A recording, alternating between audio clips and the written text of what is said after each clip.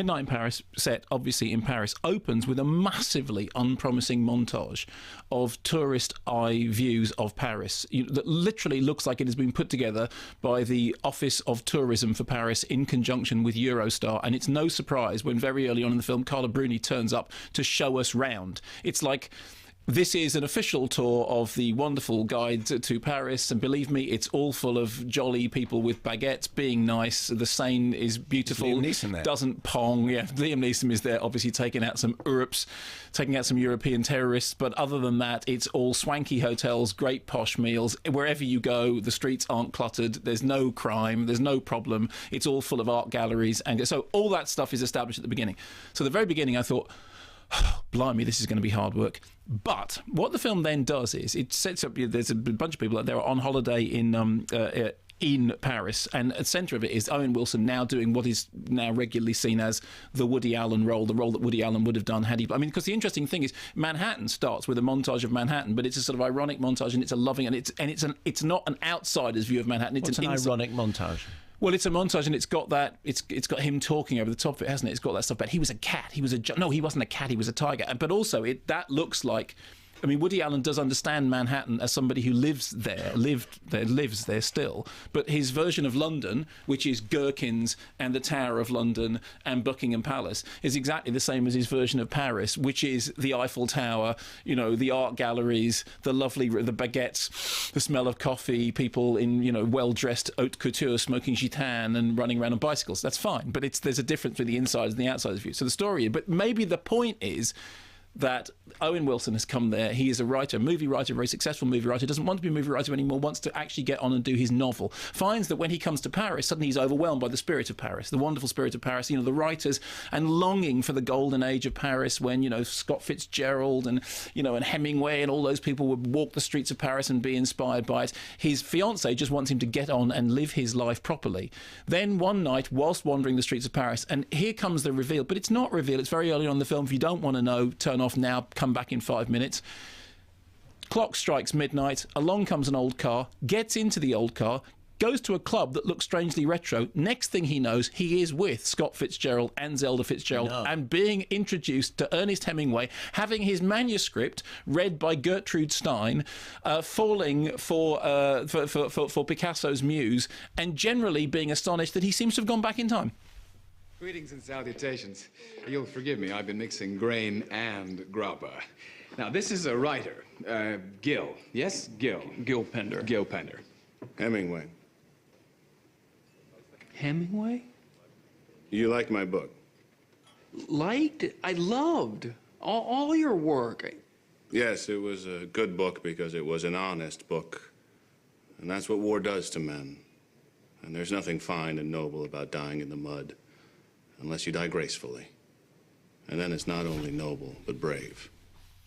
So that's the setup of the thing. Okay, in many ways, this does hark back to when Woody Allen was doing plays like God or movies like Purple Rose of Cairo, or even Alice to some extent, which always gets overlooked in all this, in which he will come up with a central, supernatural, surreal, strange conceit, and then we'll run with it and play with it for. One of the words that Woody Allen uses time and again, I mean, I've interviewed him several times, and one of his favourite words is amusing. He says it's amusing. It's amusing. It's amusing. That was Christopher Walken. It's amusing. Hey, it's yeah, your wife, she's amusing. Amusing is exactly, that's not Christopher Walken, that's Robert De Niro. And it wasn't Robert, that sounded like Marlon Brando doing Robert De Niro. And amusing is absolutely the right word for Midnight in Paris, which I enjoyed more than many Woody Allen films that I've seen recently. It's really funny because it has in it a central idea that is funny, with which he then runs, but with just the right amount of amusing cleverness. So there's a lovely cameo from Adrian Brody as Salvador Dali, who starts talking to the writer about his problems. He says, I am Dali, and everything. He says, I see a rhinoceros, and there's lots of sort of fun with characters. Oh my word, there's Gertrude Stein, and there's the Fitzgeralds, and then Zelda is like this, and Zelda is all over the place, and then she's going to throw herself into the Seine, and Fitzgerald is working on his novel, and he hasn't done it yet, and Hemingway is a belligerent old so-and-so who ends every conversation by saying, who wants a fight? But at the heart of it is a lovely little idea, which is about nostalgia. Now, we said with the other one, the film that we just reviewed, Perfect Sense, it's about memory being connected to the sense of smell, right? The central idea at the heart of Midnight in Paris, it's about nostalgia, that the central character is a nostalgist. He's written a book about somebody who runs a nostalgia shop. And in fact, when he shows it to Stein, she says, well, this book reads like science fiction because obviously it's a modern book. But she said, what's a nostalgia shop? He said, a nostalgia shop where people buy old things. And there's a lot of stuff about him going to record stores and getting 78 records and old record players. Then he goes back in time. And the question is, when you go back in time, is the world in which you find yourself then every bit as nostalgic as you are? And isn't nostalgia actually just some form of neurotic way of not dealing with the present? And there's a lot of discussion about what it means to be a nostalgist. Now, obviously, I love that central idea because as somebody who is profoundly nostalgic anyway, and I'm very familiar with the argument. Stuck in the 50s, you mean? Stuck in the 50s, yeah. The argument is always that sort of nostalgia is just a way of running away from the present. It's just a way of idealising a past that never existed. If you ever went back to the 50s, it wouldn't have been anything like, And there is all that going on in it, but it is primarily a funny, witty, and, this is the crucial word, amusing Woody Allen story about somebody from the modern world suddenly finding themselves having a conversation with Hemingway and with Salvador Dali and wondering how on earth, but doing it in that Owen Wilson way of being a little bit baffled by it, but not baffled enough that the first thing you don't think is, I'm just going to go back and get my manuscript so that you can go through it and sub it for me, because when am I ever going to get this chance to do this again? And it was charming and amusing and funny, and I smiled and I laughed several times. So that opening montage, I thought, oh, blimey, here we go. It's Tourist Eye, travelogue from Woody Allen.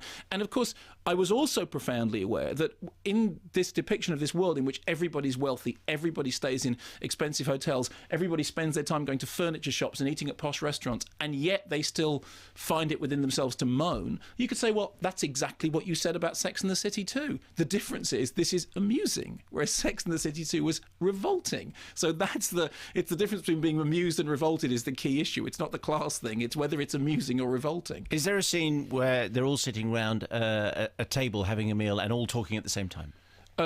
No, I mean there is a little bit of cross table talk, but not in the manner of the Woody Allen films that you're referring to, in which everybody would do exactly that. No, it's much more rigidly structured and formal than that. And Marianne Cotillard, who plays this character with whom the writer sort of has this infatuation, and yet it turns out that that her attentions may be elsewhere.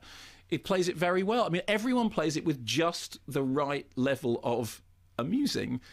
And, it's just on this side of Arch. And I laughed, I smiled, I cried. Well, I didn't cry, but I was genuinely amused. Are we not amused? Yes, I was amused. And did you want Woody in? No, because I think Owen Wilson did a very good job of being the Woody cipher.